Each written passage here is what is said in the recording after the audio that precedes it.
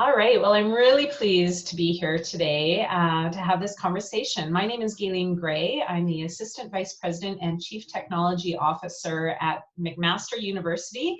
And today I am here with Christa Morrison, who is our May Women in Tech Changemaker. We have our McMaster Women in Tech Changemakers series, and Christa has been nominated by peers across the institution, and I'm extremely thrilled to have a few moments to talk to Christa and to learn more about how she came to be one of our Women in Tech Changemakers. So welcome to you, Christa. Thank you, Gayleen. Thank you for this huge honor, not only, the title of Changemaker, but, the time to talk to you. Thank you. Well, I'm super excited as well. And you and I have spent time together. You've undertaken a number of different activities on campus, and you're extremely well respected across campus for the work that you do. So I think this is a really deserved title, and it certainly is a thrill for me as I look at all of the wonderful women that we have working in and around McMaster as part of our broader community, and all of the amazing things that people do. And it's just fascinating to me at any time to learn a little bit more about people, so it's great to have the time with you as well. I want to congratulate you, obviously, and I'm curious, I know this is going to sound like a bit of a strange question, but how do you feel about being a change maker?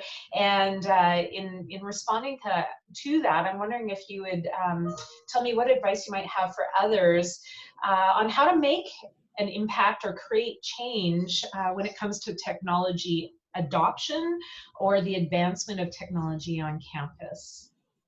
Wow. So I think to start with your first question about how do I feel, first of all, when you congratulated me and notified me, I was like, no, this cannot be me. There are so many people on campus doing, such wonderful work and making such an impact. Naveen, the first woman who was recognized in this way. I have so much respect for so many people.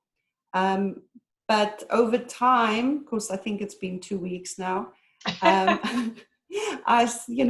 could process it and, excuse me, now I see it as an opportunity, to be part of women on campus who can help navigate all these changes we're going through, and to enable and engage and invite and include more users of technology in conversations and in work where we find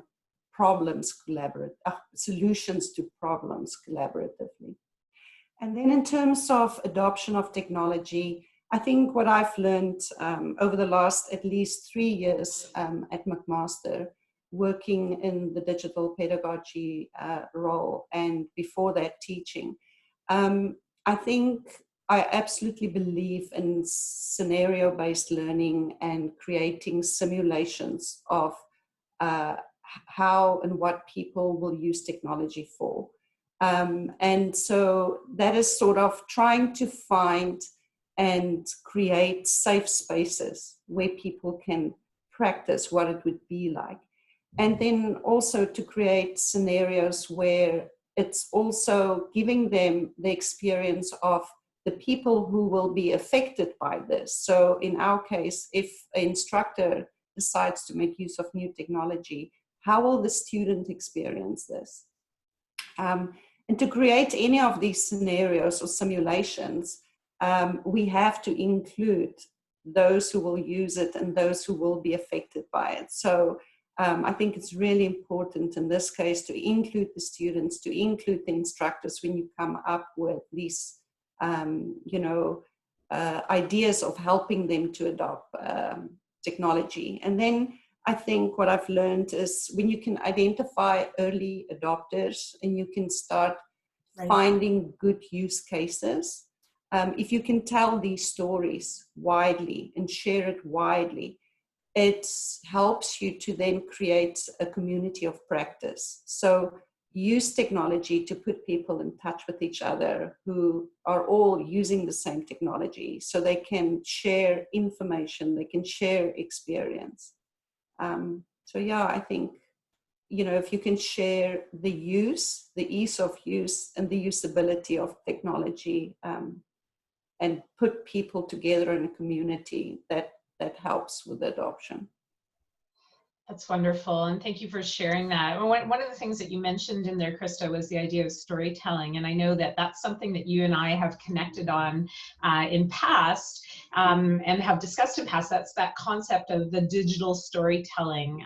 It's embedded in our McMaster IT strategic plan. We talked about digital moments where we got people to think about visioning the future of technology on our campus as part of our way of building our IT strategic plan.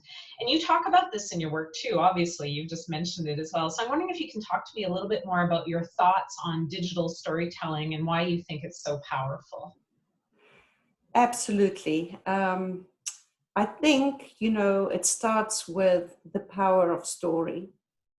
And so if we think about stories and just the building blocks of stories and why as human beings we learn so well and we relate so well to stories, it's all about how we make thinking and feeling visible. And how do we do it in a way that people can relate to? And you need to convey motion and emotion. And if we think about the motion, it is how things change over time. It's progression, it's change, it's challenge, it's all of that. So the reason why digital storytelling is something I just fell in love with is that it helps us to create one story that are accessible by a range of people who don't all necessarily have your language as their first language. But the fact that we can make use of video and audio and animation and all of that, that helps us to communicate across borders. It takes away limitations. I had the privilege of visiting the Mayan pyramids in Mexico, and while I was standing there with tourists from all over the world next to me, and we all looked at the visual storytelling that were left on those pyramids, it just dawned on me that it doesn't matter that we have more than 200 languages in this world. If there's a way that you can use visual storytelling and you can take it to people no matter where they are, which we can do with technology, digital technologies, then we can truly start to gain a better understanding of one another, So like yeah, it excites me. Yeah, and technology becomes that language we've all learned together, in a sense. Different stages for sure, but together. Wonderful. I think that's fascinating. Thank you for that. I pulled a quote that we used when I thought about the inception of the Women in Tech Changemaker program that we've developed. One of the quotes that we talk about is the goal. So the goal of this project is to inspire colleagues and students by providing a platform for women with diverse experiences and perspectives to share their stories. So we actually use the term story in the goal. I'm wondering why you feel that higher ed is a good environment for women to pursue IT careers, and what are some of the ways in which you're providing leadership and mentoring to younger women to encourage them to have an interest in IT as a career? Yeah, so I think if I think about, IT, information technology, and higher education, it is really the enabler of information. So technology helps us to share information, but to just communicate around information doesn't bring us new knowledge. It doesn't help us to create knowledge, transfer knowledge, translate knowledge, apply knowledge, in our world, which is basically what we do at the university. So the technology is really what helps us to communicate and collaborate around the information to create and transfer and, translate the knowledge that we work with. In terms of how do I encourage and how do I enable others, I've been part of the program on campus where I invite students to shadow me. So I've had a few young women shadowing me in my role at McPherson Institute.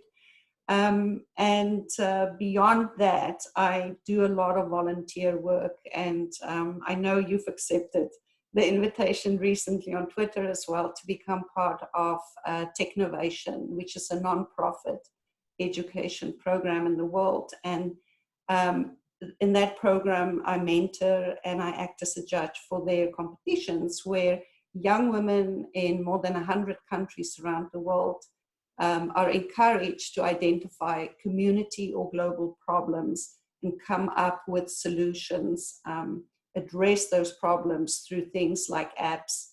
And most recently, last year, they launched the Technovation Families, and that is where families come up with solutions.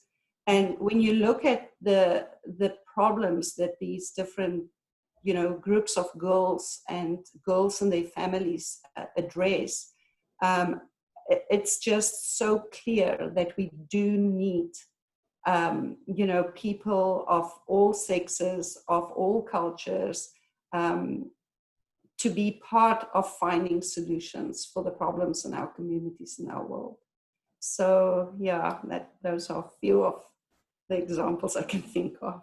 Those are wonderful examples. Thank you so much.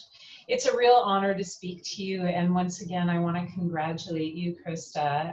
We're super proud to have you as part of this program, but also as part of our team here at McMaster University. So thank you for all that you've done. And I'm looking forward to seeing what happens next. Thank you. I'm very excited.